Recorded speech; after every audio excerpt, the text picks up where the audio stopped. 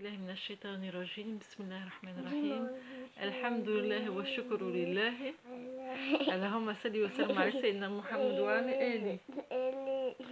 Salam, salut, bonjour à toutes et à tous. Tu dis salam alaikum? Alors, une vidéo sur un hadith Qudsi avec la présence de Fatima Zahra, ma petite fille, qui est avec moi aujourd'hui. Donc elle va rester sage, Fatima, pendant que mamie elle va lire le hadith Qudsi. D'accord? Dis d'accord. D'accord. Alors, qu'est-ce que c'est qu'un hadith Qudsi? C'est une révélation, au même titre que le noble Coran, que les paroles d'Allah subhanahu wa ta'ala. Simplement, elles ne se trouvent pas dans le... Elles ne sont pas intégrées dans le noble Coran. Voilà, mais c'est aussi valable que les versets coraniques. Voilà, c'est la parole d'Allah subhanahu wa ta'ala directe. Donc il y a un hadith qui est vraiment magnifique, que je vais citer, dans un premier temps en arabe. Tu peux laisser mamie, s'il te plaît, tu laisses mamie parler. Dans un premier temps, je vais le réciter en entier en arabe, et puis ensuite je vais tenter de donner mon interprétation. L'interprétation personnelle, parce que les choses peuvent être interprétées différemment selon la compréhension de chacun d'entre nous, et des fois il peut y avoir plusieurs compréhensions qui sont toutes valables. Voilà. Alors, Allah subhanahu wa ta'ala nous dit dans ce hadith Qudsi, Abdi, en s'adressant à sa créature, donc à l'être humain, dit Abdi, Anta turid, wa ana urid, wa la yakunu illa ma urid, fa idha aslamtani ma urid, تركت لك ما تريد وإذا لم تسلمني ما أريد عذبتك ولم أترك لك ما تريد ولا يكون إلا ما أريد. Subhanallah, c'est vraiment un hadith qudsi sur lequel il faut méditer, parce que vraiment c'est un exercice à faire tous les jours. Hein. Alors je vais commencer par donner mon interprétation. Donc Allah il dit, en ma créature, Abdi, il y en a qui traduisent Abdi par serviteur. Moi je préfère ma créature.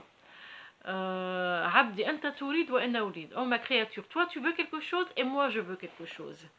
Et Allah il dit, toi tu veux quelque chose et moi je veux quelque chose, et il ne sera que ce que moi je veux.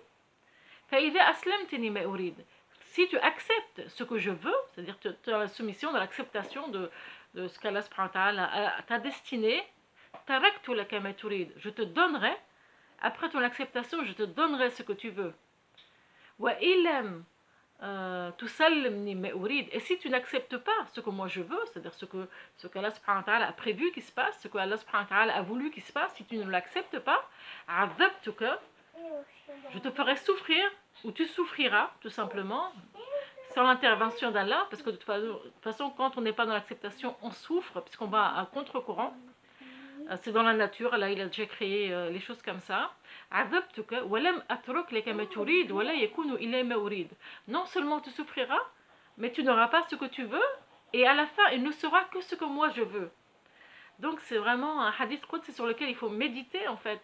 Quand on parle de soumission, soumission c'est l'acceptation. Hein. La soumission c'est l'acceptation en fait des choses, qu'elles soient bien ou mauvaises, parce que dans un premier temps déjà Allah subhanahu wa ta'ala dans le noble Coran nous dit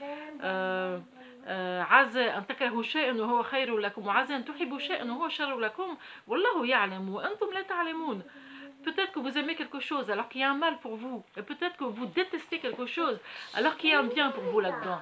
Allah il sait et vous ne le savez pas.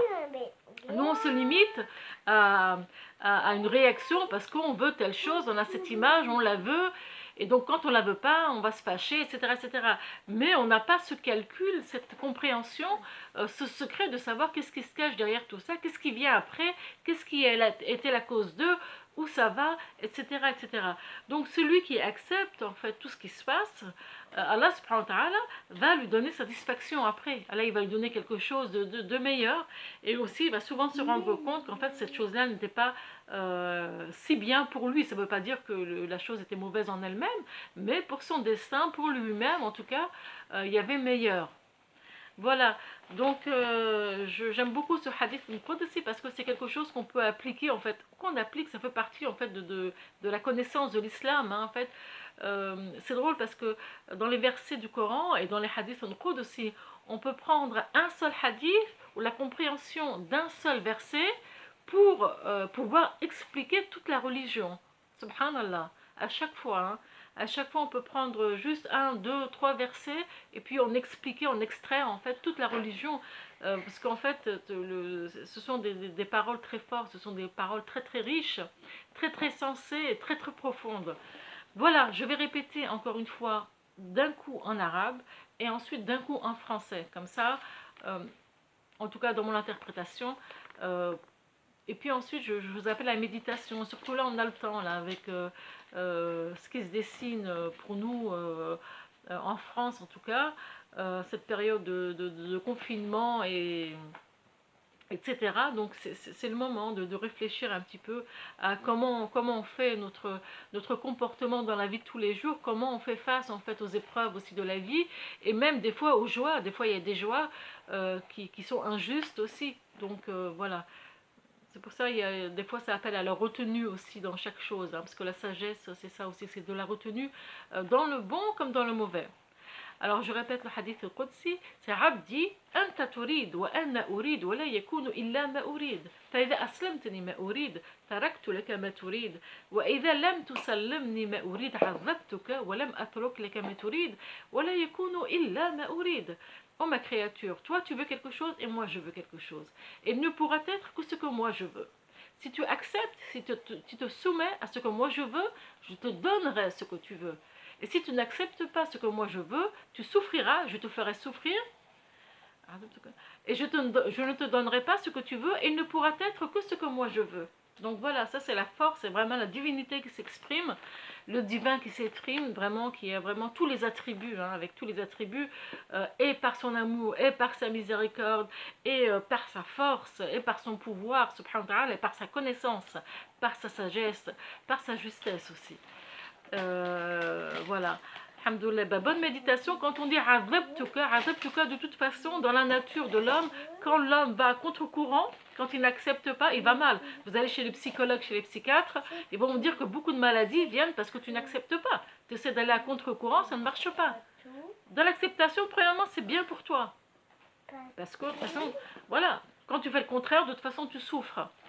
Voilà, donc on est bien en fait que quand on est dans l'acceptation d'Allah subhanahu wa ta'ala, de ce qu'on ne sait pas, hein, parce que bien souvent c'est par ignorance, on a une image, on veut telle chose, et puis quand on l'a pas, on est déçu, ça d'accord, ça, on est des êtres humains, mais qu'est-ce que, si on accepte qu'on ne sait pas, qu'Allah va nous donner mieux, ou qu'Allah sait mieux que nous, etc., Allah nous donnera quelque chose qui va nous rendre heureux. Bi'idhnillah subhanahu wa ta'ala. Voilà, bonne méditation et à bientôt, Inch'Allah. J'espère faire une vidéo sur un hadith Qudsi qui concerne Surat al-Fatiha, qui est magnifique aussi, j'espère, je ne sais pas quand on le faire, c'est un hadith plus long. Voilà, bonne journée, fi amanillah subhanahu wa ta'ala. Salam alaikum. Tu dis salam alaikum? Salam alaikum.